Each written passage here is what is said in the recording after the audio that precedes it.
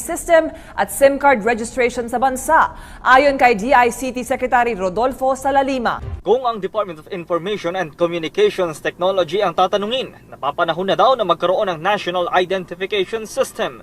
Ayon kay DICT Secretary Rodolfo Salalima, hindi lang ito maaaring magamit sa aspetong seguridad ng bansa, kundi pwede ding makasabay sa digitalization ng mga online services ng pamahalaan. Kailangan silang magka-ID para they can have easy access to these online services.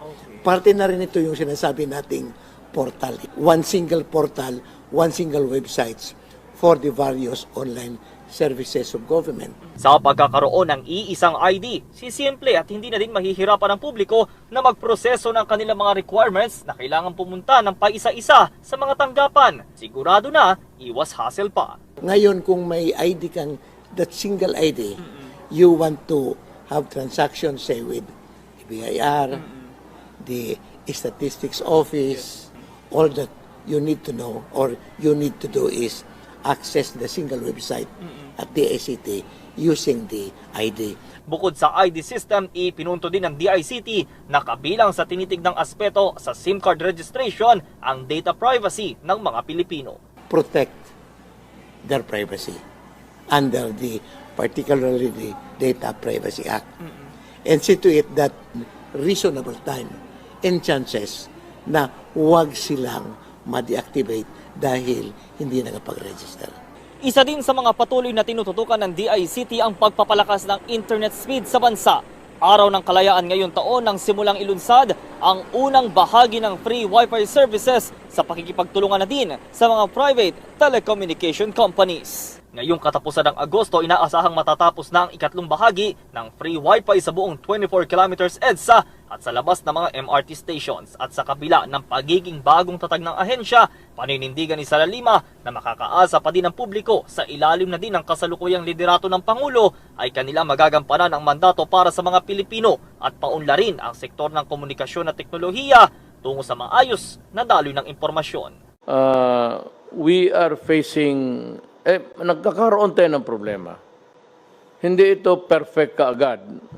Especially so, na noon pa, sinabi namin, yung national ID makatulong. Ang problema dito, ang proponent na ayaw, o the proponents of the don't, itong mga left. Kaya kita mo ngayon, wala tayong ID system until now. Kung may ID system lang tayo, we could have naiwasan natin itong mga to.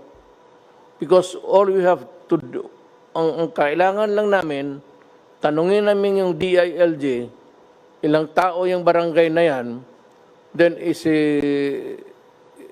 ipadala namin yung pagkain, at kunin na lang ninyo doon sa tindahan ninyo, or the disposal point, wherever it is, ipakita mo yung card mo, ibigay sa iyo.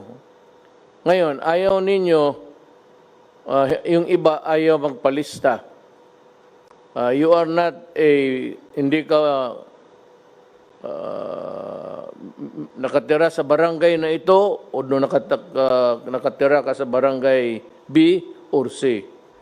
Kaya nung nagsisensos ang mga barangay, pati yung DILG, kung wala kayo sa listahan, then hindi kayo mabigyan. Hindi na kasalanan yan. Huwag kayong magturo sa gobyerno kasi ginawa namin ng lahat noon pa. Kaya gusto nga namin may ID. Mananiwala naman kayo sa mga left, mga komunista. Sige. Doon kayo maniwala. May eleksyon na dadating. Doon kayo.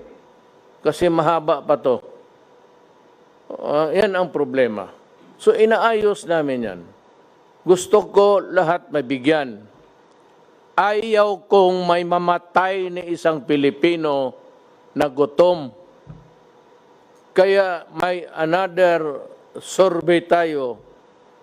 Madalian. Ang dapat yan barangay captain because that is your duty. Inyong duty yan and the mayors to determine sino yung hindi nasali sa listahan at mabigyan kaagad You know, may COMELEC listahan. Kayong mga flying voters noon, kung saan-saan kayo nagboto, ayan. Hindi namin malaman ngayon kung nasaan kayo. Pagtawag, wala naman kayo. So that is really a problem. It is a problem that confronts government. Problema ninyo, problema namin. But kung magdating na tayo sa laro ng sisiyan, the blame game, pag-unawa na sana ninyo kung ano ang talagang sitwasyon, yung totoong realidad ng buhay natin.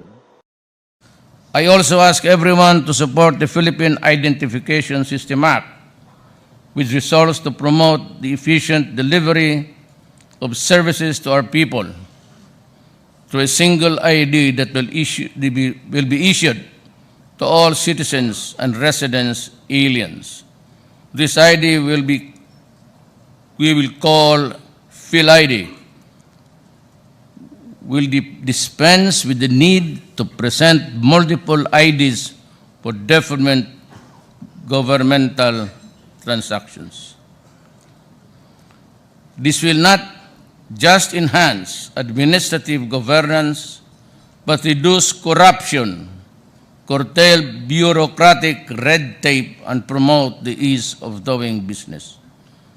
But also avert fraudulent transactions, strengthen financial inclusion, and create a more secure environment for our people. Several administrations before me have tried but failed to implement this very important measure, partly because of the apprehensions peddled by some groups about privacy and data security, among others. Let me be very clear about this. The information that will be included in the PhilID will not be any different from the information already in the possession of the Philippine Statistics Authority or the former NISO, GSIS, PhilHealth, Pag-ibig Fund, COMELEC, and other agencies that gather personal data. Moreover, the Philippine Statistics Authority will work closely with the National Privacy Law Commission, the Department of Information and Communications Technology, and the Multi-Agency PhilSys System Policy and Coordination Council to address all concerns pertaining to privacy and security. There is therefore no basis at all for the apprehension about the PhilID, unless, of course, that fear is based on anything that borders to illegal. If at all, the PhilID will even aid in a drive against the social menaces of our poverty, corruption, and criminal issues, as well as terrorism and violent extremism. In closing, I ask everyone to join me as we decisively implement measures that will create an environment where our people's concern will no longer be centered on their safety and security, but on charting a future they can be proudly bequeath to the succeeding generations. Together, let us shatter the dark clouds that once loomed over our nation for generations, and welcome the dawn of a brighter future, not only for the Bangsamoro people, but for all peace-loving Filipinos. Maraming salamat